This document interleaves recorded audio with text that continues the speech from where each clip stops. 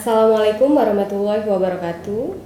Alhamdulillah pada hari ini kita berkumpul, yang dimana hari ini saya sendiri yang akan menjadi host. Nama saya Dwi Widarna Lita Putri, MPSI Psikolog, dengan pemateri kita yaitu Bu Dr. Mira Mareta. Ya, pada hari ini materi yang akan disampaikan adalah puasa dan kesehatan mental. Yang dimana puasa dan kesehatan mental sangat banyak sekali fenomena yang terjadi di keseharian kita. Gitu ya Bu Dokter ya. Iya. Oh sebelumnya apa kabar Bu Dokter? Baik, alhamdulillah Bu Lita. Iya. Oke. Fenomena-fenomena saat ini banyak sekali fenomena tentang kesehatan mental dan kaitannya dengan puasa Bu Dokter. Mungkin bisa diceritakan sedikit apa saja fenomena-fenomena yang terjadi. Baik, terima kasih Bu Lita atas waktunya dan pemirsa di rumah yang berbahagia. Pada kesempatan sore hari ini kita akan berdiskusi bersama dengan Bu Lita nih di sini gitu ya. Kita akan membahas tentang bagaimana puasa dan kesehatan mental. Sebelum saya melihat beberapa fenomena yang terjadi pada saat ini terkait dengan kesehatan mental manusia Indonesia pada khususnya, kita akan merujuk dulu kepada Al-Quran surat Al-Baqarah ayat 183 yang berbunyi A'udzubillahi minasyaitonirrajim Bismillahirrahmanirrahim. Ya ayyuhalladzina amanu kutiba alaikumusyamu kama kutiba alal ladzina min qablikum la'allakum tattaqun. Wahai orang yang beriman, telah diwajibkan kepada kamu adalah berpuasa dan diwajibkan sebagaimana diwajibkan juga kepada umat sebelumnya agar kamu bertakwa. Dari ayat tersebut menunjukkan bahwa puasa itu adalah sebuah fenomena bukan hanya yang diwajibkan kepada umat Nabi Muhammad, tetapi juga diwajibkan kepada umat-umat sebelumnya. Walaupun dengan mungkin kita bisa mengetahui caranya, durasinya yang berbeda, tetapi kita bisa dapati bahwa puasa gitu, kegiatan puasa ini bisa kita jumpai di setiap tempat, di setiap budaya, bahkan di agama yang lain pun itu kegiatan puasa itu ada, atau ibadah atau ritual puasa itu ada.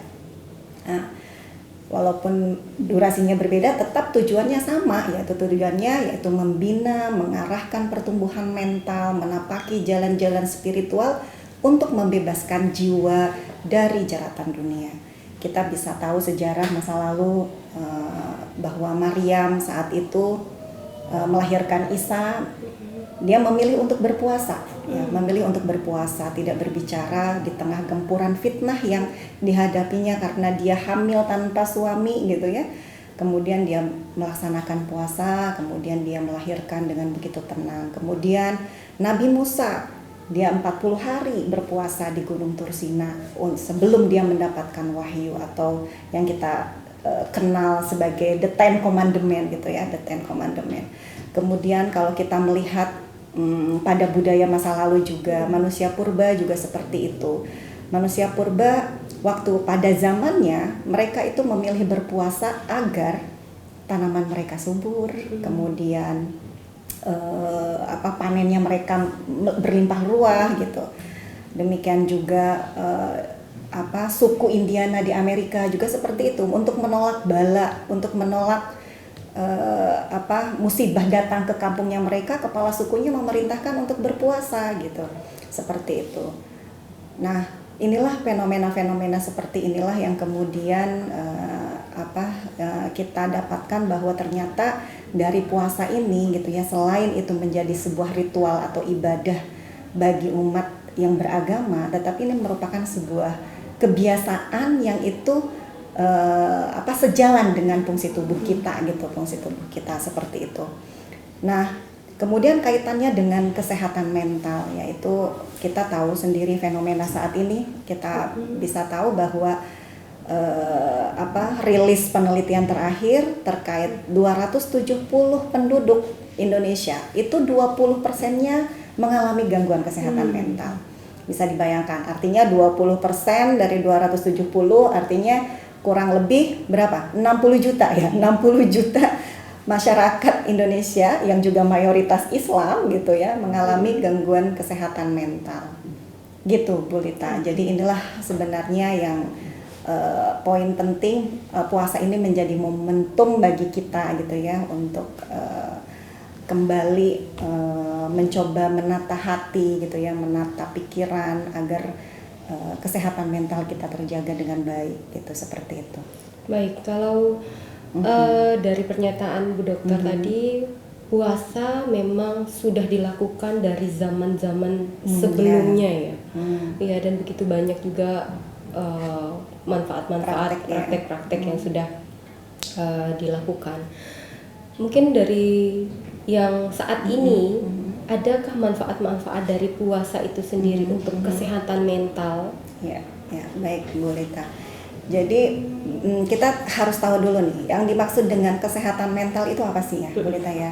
Jadi kesehatan mental itu kita bagi menjadi dua ya, kalau kita katakan seperti itu. Kesehatan mental yang sehat dan kesehatan mental yang sakit atau terganggu gitu ya kesehatan mentalnya. Nah, kesehatan mental yang sehat itu artinya bahwa individu tersebut dalam kondisi batin yang tentram, tenang, sehingga dia bisa nyaman melaksanakan tugasnya sehari-hari, meniti kehidupannya sehari-hari gitu ya. Dan indikasinya cukup jelas bahwa dia memiliki hubungan yang positif dengan orang lain. Dia mampu menghadapi tantangan hidup gitu ya, keluar dari tantangan hidup seperti itu. Sedangkan gitu ya, orang yang mengalami gangguan kesehatan mental, dia mengalami gangguan emosi ya, gangguan emosi baik yang bisa tanda-tandanya itu ada 3. Yang pertama adalah stres. Kemudian dia mengalami gangguan kecemasan. Bahkan kalau sudah parah, apabila kesehatan mentalnya terganggu, dia jatuh kepada depresi. Seperti itu. Nah, lalu bagaimana posisi puasa dalam hal ini gitu ya, melihat gejala-gejala gangguan kesehatan. Kalau kita lihat, mungkin kita bayangkan bahwa tidak ada manusia yang tidak pernah mengalami stres kan gitu ya. Tidak ada manusia yang pernah mengalami rasa cemas gitu. Tapi yang bagaimana kemudian kesehatan mental yang terganggu itu dikatakan bahwa kesehatan mentalnya itu terganggu. Yang pertama begini.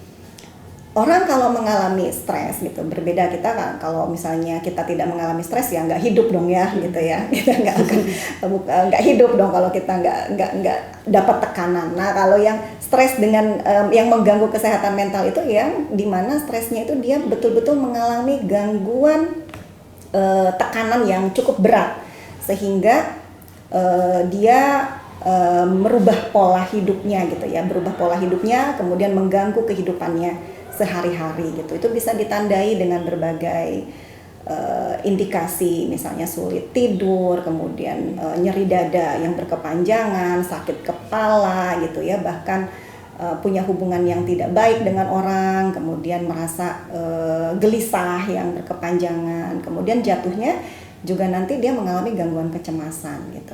Kalau kita mungkin cemas pada saat-saat tertentu, misalnya ketika kita mau pidato gitu ya cemas itu wajar. Ketika kita mau presentasi nih mahasiswa, ya wajar itu cemas. Nah, kecemasan yang mengalami gangguan yang mengganggu kesehatan mental itu adalah kecemasan yang setiap saat, setiap tempat dia cemas gitu. Nah, ini kan bahaya gitu. Nah, itu begitu juga dalam kondisi bisa jatuh ketika cemas kemudian dipelihara, kemudian stres tidak diatasi, jatuhnya adalah depresi. Nah, depresi ini bisa kita lihat bahwa orang itu betul-betul seperti aneh di dunianya gitu. Dia mengalami rasa sedih yang berkepanjangan gitu ya, berminggu-minggu bahkan berbulan-bulan. Nah, seperti itu. Nah, oleh karena itu dengan berpuasa itu manfaatnya cukup besar gitu ya. Kembali pada potensi dasar kita yang harus dipenuhi gitu ya. Karena gangguan-gangguan kesehatan mental itu karena potensi kita yang kita miliki itu terganggu.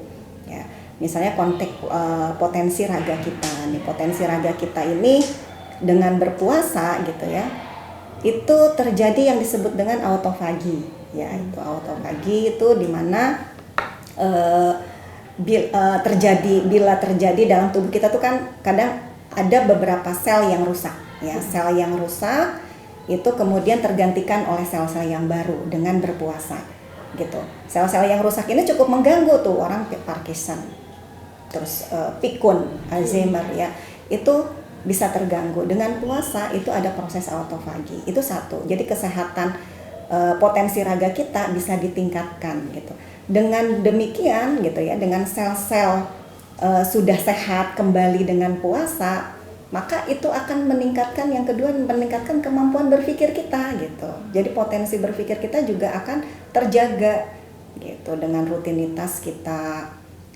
melakukan rutinitas selama 30 hari ya, sahur, kemudian berpuasa sampai petang, kemudian berbuka, kemudian taraweh, beribadah dengan konsistensi seperti itu, maka yang terjadi adalah itu akan meningkatkan kemampuan berpikir kita gitu. Karena ketika sel-sel kita bersih, maka yang masuk ke tubuh kita gitu ya, yang biasanya energi itu kalau nggak puasa ya, kalau energi itu dipakai untuk mencerna makanan, nah energi itu ketika puasa itu dipakai oleh otak kita gitu, sehingga kemampuan berpikir kita meningkat saat puasa.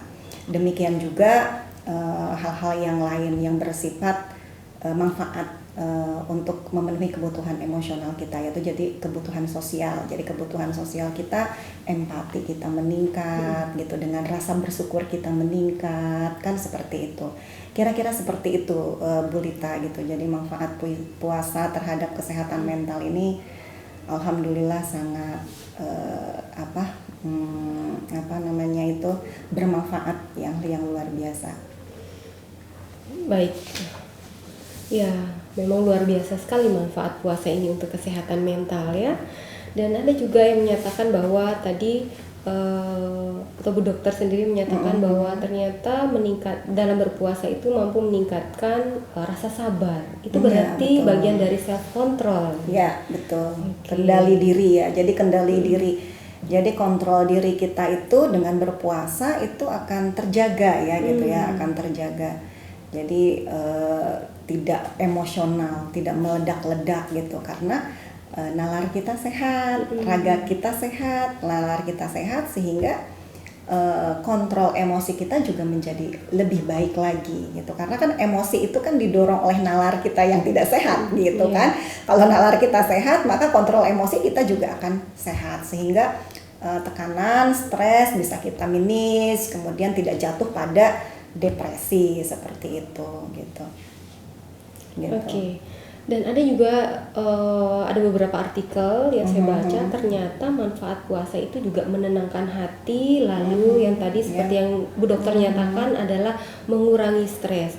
Namun pada kenyataannya banyak juga yang kita dapatkan, oh saat ini saya sedang berpuasa, jadi kayaknya saya sedang lelah, letih, dan banyak orang yang memilih untuk tidur dibanding beraktivitas secara fisik. Itu menurut Bu Dokter bagaimana? Ya. Itulah sebenarnya salah satu kendali juga ya, salah satu kendali kita ketika kenapa kemudian puasa itu membawa ketenangan ya, membawa ketenangan kepada pribadi-pribadi yang sedang melaksanakannya gitu ya, karena memang dengan berpuasa dia juga bisa memahami makna puasa itu sendiri. Saya kira seperti itu, karena kalau saya ini ya Bu Lita ya, kita kadang-kadang kita lebaran meraih kemenangan. Nah, kalau saya lebih memilih lebaran itu menggapai ketenangan. Karena kemenangan aja itu modusnya gitu, kemenangan itu kan pasti efek modusnya berikutnya adalah senang gitu ya. Padahal dari senang itu belum tentu kita aman, tetapi kita bagaimana bergeser dari rasa senang itu menjadi aman gitu ya. Kemudian dari aman itu kemudian menjadi tenang. Sesungguhnya kalau kita bikin tagline puasa itu harusnya meraih ketenangan, ketentraman gitu. Dan itulah yang sesungguhnya kesehatan mental yang sesungguhnya gitu, bukan karena kalau kesannya kemenangan itu kesannya ya, tapi mungkin makna kemenangan yang di kita sering suarakan gitu ya di televisi, di billboard lebaran meraih kemenangan itu ya, emang kemenangan kita bersama sebagai umat Islam sebenarnya. Ya itu tadi, bahwa sesungguhnya puasa itu meraih ketenangan batin, yang itu artinya adalah kesehatan mental yang baik. Seperti itu, Bu Lita. Baik, terima kasih banyak Bu Dokter atas begitu banyak penjabarannya dari materi awal sampai akhir dari puasa dan kesehatan mental ini. Mungkin ada closing statement sebelum kita menutup acara? Sebenarnya pemirsa sudah tahu semua nih terkait dengan hubungannya puasa dan kesehatan mental. Seperti tadi yang saya jelaskan, bahwa puasa kita mencapai ketenangan, bukan hanya kemenangan tetapi mencapai ketenangan batin, ketentraman batin.